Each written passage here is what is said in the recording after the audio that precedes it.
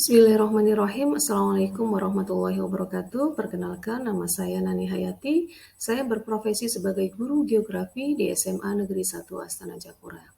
Kali ini saya akan memberikan materi pembelajaran tentang bumi sebagai ruang kehidupan pada materi kelas 10. Pada materi ini diharapkan siswa mampu menganalisis dinamika planet bumi sebagai ruang kehidupan, dan yang kedua yaitu siswa mampu menyajikan karakteristik planet bumi sebagai ruang kehidupan dengan menggunakan peta, bagan, gambar, tabel, grafik, foto, dan atau video. Baik, kita langsung mulai saja. Yang pertama yaitu teori pembentukan tata surya. Di sini ada beberapa teori dalam pembentukan tata surya, yaitu yang pertama ada teori pasang surut. Pada teori pasang surut ini dikemukakan oleh Sir James Jeans dan Harold Jeffrey pada tahun 1891. Menurut mereka, terdapat bintang raksasa mendekati matahari yang menyebabkan terjadinya pasang surut pada tubuh matahari yang saat itu masih berupa gas. Kemudian peristiwa itu membentuk gelombang raksasa pada tubuh matahari yang disebabkan oleh gaya tarik bintang. Gelombang yang membentuk lidah pijar akan mengalami perapatan gas hingga terpecah menjadi planet-planet. Teori yang kedua yaitu teori ledakan besar atau biasa disebut dengan Big Bang. Teori ini menyebutkan bahwa bumi terbentuk selama puluhan miliar tahun. Mulanya terdapat gumpalan kabut raksasa yang berputar pada porosnya. Putaran tersebut menyebabkan bagian-bagian kecil dan ringan dari kabut terlempar keluar dan berkumpul membentuk cakram raksasa. Cakram tersebut meledak, membentuk galaksi dan nebula-nebula. Selama kurang lebih 4,6 miliar tahun, nebula-nebula tersebut membeku dan membentuk galaksi Bima Sakti yang di dalamnya terdapat tata surya. Bagian ringan yang terlempar keluar di awal mengalami kondensasi hingga membentuk gumpalan yang mendingin. Dan termasuk di dalamnya adalah bumi yang kita tempati sekarang. Teori yang ketiga adalah teori nebula atau kabut oleh Immanuel Kant. Teori ini menyebutkan bahwa di alam semesta terdapat kabut yang terbentuk dari debu, es, dan gas yang disebut dengan nebula. Gaya tarik-menarik antar gas inilah yang membentuk kumpulan kabut yang sangat besar dan berputar semakin cepat. Proses perputaran ini mengakibatkan materi kabut di bagian khatulistiwa atau di bagian tengah terlempar dan berpisah, kemudian memadat karena penurunan suhunya. Yang keempat, teori planetesimal. Teori ini menyebutkan bahwa matahari tersusun dari gas yang bermassa besar. Pada satu titik, bintang lain yang berukuran hampir sama melintas dekat dengan matahari, sehingga hampir terjadi tabrakan. Akibatnya, gas dan materi ringan di bagian tepi matahari dan bintang tersebut menjadi tertarik.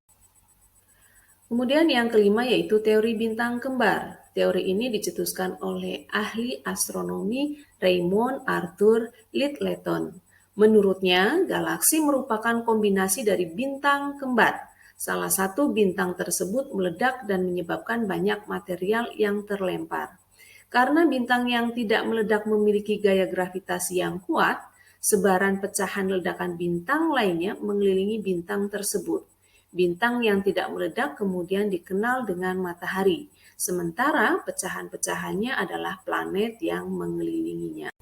Baik, itu tadi penjelasan tentang teori-teori terbentuknya tata surya. Sekarang kita beralih kepada teori-teori pembentukan bumi. Ada beberapa teori yang menjelaskan tentang pembentukan bumi. Teori yang pertama yaitu teori kontraksi dan pemuaian. Awalnya, teori ini dicetuskan oleh Descartes dan didukung oleh James Dana dan Elie de Bauman. Descartes menyebutkan bahwa bumi terus mengalami penyusutan dari masa ke masa karena adanya proses pendinginan. Akibat dari proses penyusutan atau pendinginan ini, permukaan bumi mengkerut dan terbentuklah relief berupa gunung, lembah, dan dataran. Teori ini belum dapat menjelaskan proses terbentuknya daerah-daerah tekanan. Teori yang kedua adalah teori dua benua. Pada teori ini yang dikemukakan oleh Edward Schwess pada tahun 1884 menyebutkan bahwa bumi awalnya terdiri atas dua benua yang sangat besar, yaitu benua Laurasia yang ada di kutub utara dan benua Gondwana yang ada di bagian kutub selatan. Adapun benua Laurasia adalah cikal bakal dari benua Asia, benua Eropa, dan Amerika Utara. Sedangkan benua Gondwana adalah cikal bakal dari benua Afrika, Australia, dan Amerika Selatan. Teori yang ketiga yaitu teori pengapungan benua. Alfred Wegener mengemukakan bahwa pada awalnya hanya terdapat satu benua yang sangat besar di muka bumi, yaitu yang disebut sebagai benua Pangea. Kemudian Pangea ini terpecah dan terus mengalami perubahan melalui pergerakan dasar laut. Gerakan sentrifugal dari rotasi bumi menyebabkan pecahan-pecahan Pangea tersebut bergerak ke arah barat menuju ekuator. Teori ini didukung dengan bukti-bukti bahwa terdapatnya kesamaan garis pantai, batuan, dan fosil antara Afrika bagian barat dengan Amerika Selatan bagian timur.